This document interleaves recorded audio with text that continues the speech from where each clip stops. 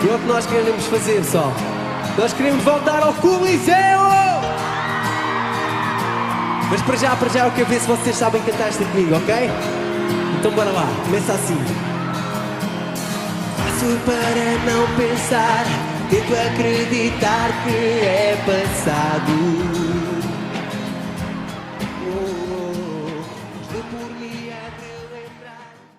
Falando de outro tipo de impacto e outro tipo de herança, acontece-te, por exemplo, ires ao banco ou ires, sei lá, fazer um seguro e a pessoa que te está a atender dizer não sei o quê, Zé Milho, eu via-te quando era miúdo. Acontece-te isso muitas vezes, porque na verdade passaram 14 anos e aqueles miúdos que viam, hoje em dia são adultos, como eu e como tu também, não é? Isso acontece muito, imagina, não só... Os morangos, se tu vires bem, nunca deixaram de passar na televisão. Panda Bix, pois é. Então, os mais pequeninos reconhecem, os que viam antigamente e que são mais velhos agora reconhecem, os senhores pais mais velhos reconhecem. Ontem nós fomos gravar um palacete em Belas, cedido pela Câmara de Sintra. Sim. O senhor que estava lá, o jardineiro que estava lá a cuidar, que nos abriu a porta e que foi lá fechar a porta, chamava-me Zé. Zé, está bom? Precisas de alguma coisa? E eu nunca corrijo. Claro. Nunca. Eu percebo perfeitamente a confusão das pessoas. E às vezes, tu lembras-te, sabes que conheces. O primeiro nome que te vem à cabeça é Zé. Claro. Deve ser isso. Quer dizer, às vezes podes não associar ao Zé Milho dos Morangos. Mas eles chamam-me o dia todo de Zé e tranquilo. E era um senhor de, imagina, 50 anos, 40 e tal, 50 anos. Mas os morangos são uma coisa que os cativa agora como cativava as pessoas que agora têm 30 anos. Porquê que tu achas que isso acontece? Porque eu acho que não há um conteúdo, em televisão pelo menos, não há um conteúdo em que os miúdos se identifiquem como se identificavam com os morangos. E eu acho que é isso, eu acho que existe essa lacuna na nossa televisão, que é um conteúdo que junte os miúdos outra vez numa série de culto. Os morangos eram uma série de culto. Sim. Os riscos surgiram antes dos morangos, era uma série de culto. Os morangos começaram, tornaram-se uma série de culto. Quando terminou, tu sentiste alguma espécie de orfandade? Não, imagina, a série 2 e 3 acabou, eu estava com desert. Ainda fiz mais uns bons anos de desert, por isso não senti falta de rigorosamente nada. Sim. Até senti um certo alívio, porque Sim. A nossa terceira série foi... O verão foi muito desgastante. Imagina, nós estávamos a gravar em Troia, acabávamos às 8 da noite, íamos fazer concertos a Braga. Acabavas os concertos em Braga, ias tomar um banho ao hotel, vinhas na carrinha a dormir, chegavas ao barco às 7 da manhã, para gravar às 8, para maquilhar às 8, para estares a gravar às 9, a morrermos.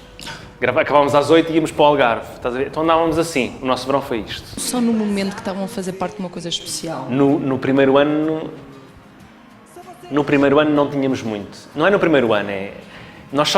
Nós gravámos Morangos durante 3 meses antes de irmos para a estrada. Sim, sim. Estava tudo assim. Ninguém sabia o que é que ia acontecer.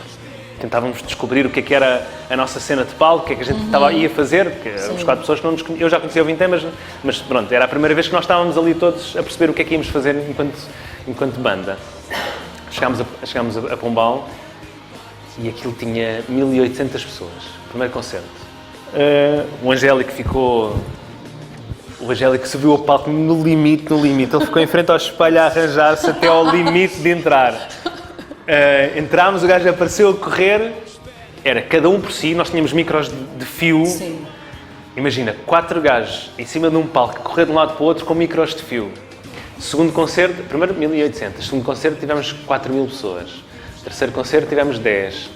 O outro concerto tivemos 20. Então nós percebemos em 5 dias, que aquilo foram concertos seguidos, em 5 dias, ok, isto...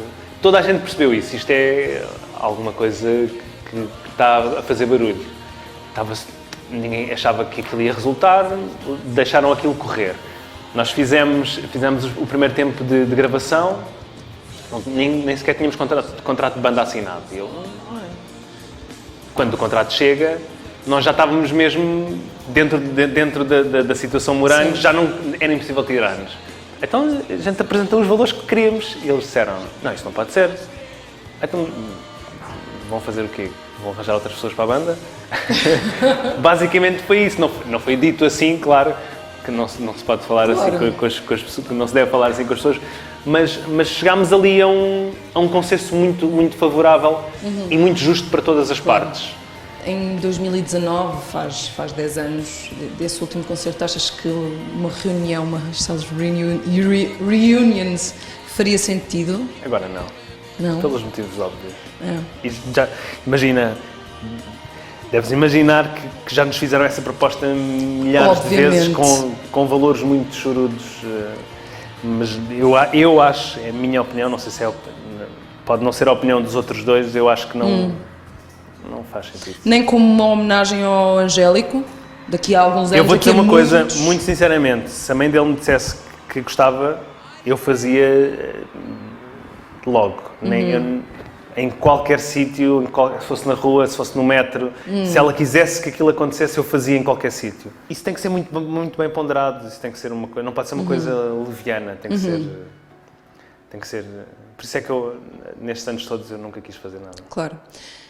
Do ponto de vista jornalístico, e eu tendo acompanhado estes últimos, a era Morangos, a morte do Francisco Adam e a morte do Angélico são momentos brutais a todos os níveis, em termos mediáticos. Há limites que pode-se considerar ou não que foram ultrapassados. Para ti, e que já tens uma distância suficiente para fazer uma reflexão, de que forma é que, em particular a do Angélico, de que forma é que não só a morte, mas o impacto todo que teve, de que forma é que te marcou, de que forma é que fez ser uma pessoa diferente, pensar de forma diferente?